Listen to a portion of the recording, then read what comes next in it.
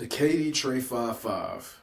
You know, they should probably call these the Trey 6.1 because Trey 6.1 has those step back jump shot, just pick one. Oh my God. Let me go ahead and cut that right now. I'm reaching like Mr. Fantastic over here.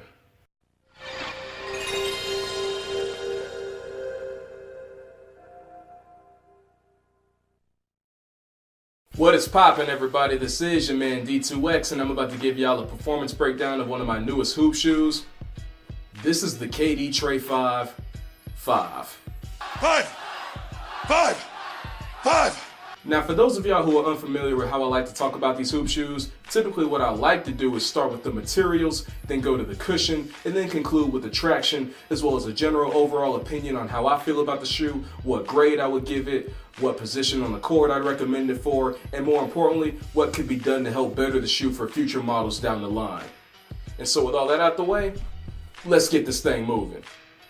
Looking at the materials on the Trey 5, we actually have a very basic combo here, which is a layered textile mesh, synthetics along the forefoot, and a foam ankle collar, which a lot of these are very cohesive in providing that seamless one-to-one fit that a lot of people tend to desire these days.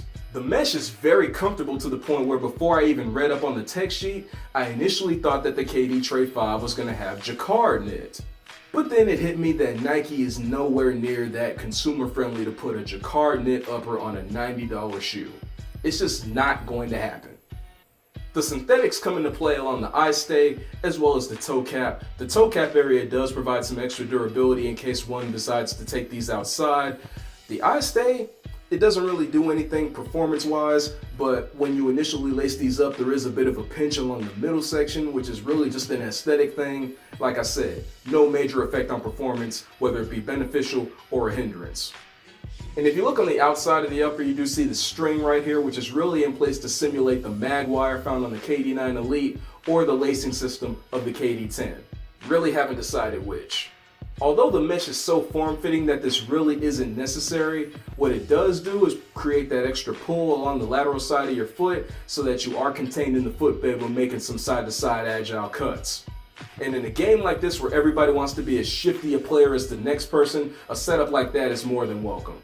Rear foot containment is also excellent. The only real gripe is that with the ankle collar, even though you lace it up all the way, it does feel good around the front of your ankle. The back of it does come into the Achilles a little bit, but the more I played in these, the less I started to pay attention to it. It was almost a non-factor. The internal heel counter also does an excellent job at keeping everything right there on the heel bed so that there's no unnecessary sliding or slipping. Heel to forefoot lockdown on these is pretty straight, mark my words. And as far as the fitting, overall, they run pretty true to size. And my foot is wider than most, so if a shoe fits me well enough, it's going to fit a lot of regular foot as well. Did I really say that? Now on to the cushion, which is probably the shoe's most underwhelming feature.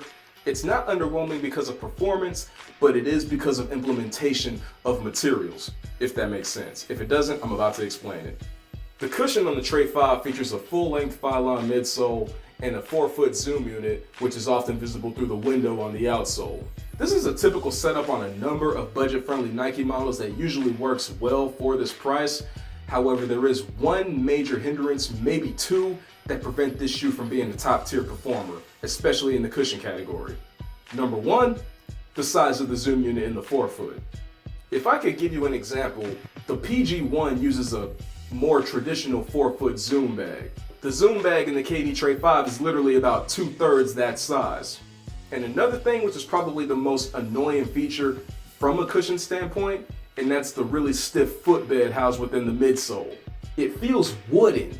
And if you ask me, of course nobody's going to feel a bottom-loaded zoom unit underneath the wooden footbed and a Phylon midsole that is automatically going to take some additional break-in time because Phylon already starts off pretty firm.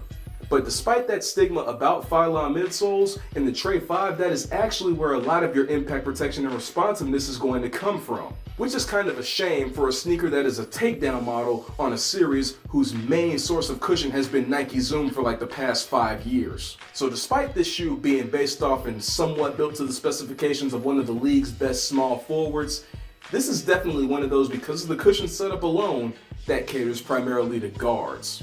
So if you want to feel light, quick on your feet, you want a good bit of impact protection but majority responsiveness without major lack of court feel, the Trey 5 is going to be that option for you, no questions asked. And finally, I'm going to talk about the shoe's best feature, which is its traction. The outsole on the KD Trey 5.5 uses a traction pattern that is very typical, but is very effective. It's essentially herringbone with a little extra curvature. Adidas likes to trademark this pattern as wave bone, which I think is freaking ridiculous. If it looks like wave bone, if it plays like wave bone, then guess what? It's wave bone, and it works. I really only took these on outdoor courts, and the rubber was durable enough to where it didn't show as much signs of wear as I initially thought they would, but I wouldn't make a habit out of taking these outdoors, just because if you ever find yourself playing on a lot of hardwood or even the tile courts like the ones I'm accustomed to playing on, you want to preserve these for as long as possible. So yeah, man, the KD Trey 5.5 is a solid performer. Heel to forefoot lockdown is excellent. The traction is top notch. The only downfall, especially for a player of my style, is the cushion. Now keep in mind, if you're a guard or you just have an under the rim style of play, you're going to get a lot more out of these than somebody who plays like a more explosive small forward or somebody who needs a lot of crash impact protection on landings like a center would. So if I were to give the KD Trey 5 a grade, it would earn one of these 5 grades, which ultimately determines what tier it would fall under.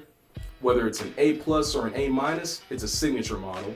If it's a B+ or a B-, it's a team shoe. And if it's anything C or below, it's a bench warmer. And the KD Trey 5.5, priced at $90, is a B+ team shoe. The only thing keeping this from being an A- performer, in my opinion, is the cushion setup. Core feel is present. Impact protection, somewhat there.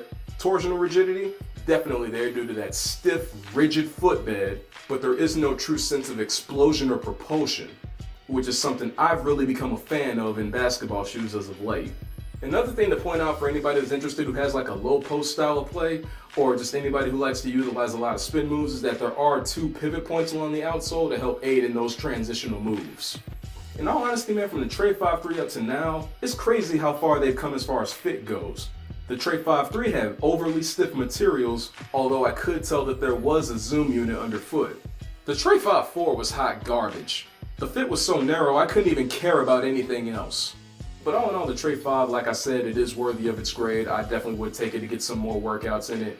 And me nitpicking about the cushion is just that, nitpicking. So if you're interested in getting a pair, or if you already got them and you played in them, go ahead and let me know what your experience was in the comment section. It's your boy Ev. Stay tuned for any more uploads. Next performance breakdown is going to be on the Hyperdunk 2017 Low. I got those in. I'm just trying to find the gym. And y'all stay tuned for more content, man. Until next time, I will catch y'all later.